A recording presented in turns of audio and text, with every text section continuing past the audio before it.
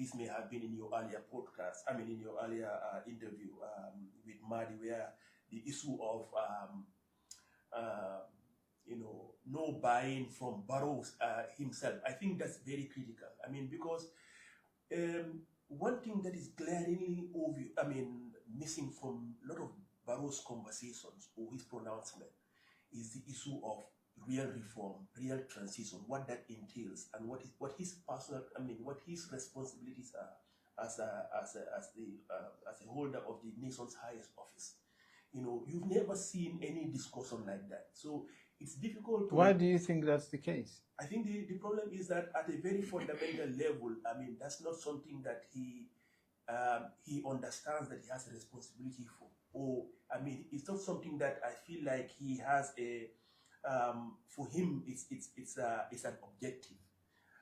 As far as I'm concerned, for him, now it's very clear that his goal is to basically, be in power, stay as long as possible. The idea of being a transitional leader, transitioning away from the norm, that is not something that really seems to, that's not something, it's quite clear, that drives this man. Do you think that may have been because of the complex political situation that we found ourselves in and the desire to entrench himself within, imagine from a coalition, in wanting to consolidate? And was it the desire to consolidate that distracted him, or was it just sheer incompetence? No, I don't think he got distracted. I think at a fundamental level, the competence was in there. I think even if... But how comes then did the coalition chose Barrow? If Barrow was not competent, was it the case that the coalition... Because all the key members of the coalition have for the longest time refused to choose each other. Yes.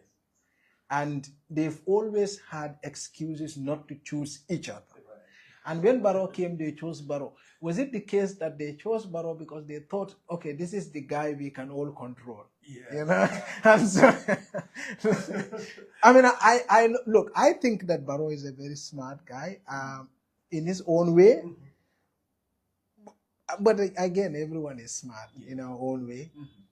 But do you think that he's so unequally smart to all of the rest that they thought, or that's their perception, that they thought that this guy is not smart, and so let's pick this one, and none of them objected to it because they both believe that they will be able to control him?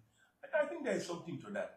The image I think I have in mind is sort of like you have like a bunch of this is not an analogy. I'm not trying to insult anyone. Yeah. I'm just using an analogy just so that I hope people don't misinterpret. Yeah. The analogy I have in mind is basically think of like, let's say, a bunch of hyenas. Yeah.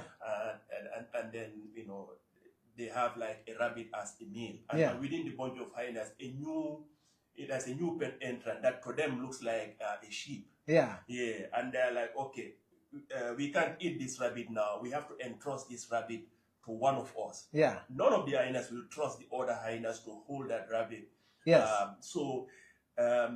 You can sort of imagine saying, okay, all of them coming to understanding, hey, let's entrust it to this sheep. Yeah. And we think that, at least it can, we have a high chance of getting this later. Yeah. Or one of us each of us individually at the right opportunity might be able to steal it from this one. So I think there is something to that in the sense that... And then the sheep ran away with it, with the meat. The sheep ran away with it. Yeah, well, in this case... I'm sort of hired a lion to protect... sheep clothing.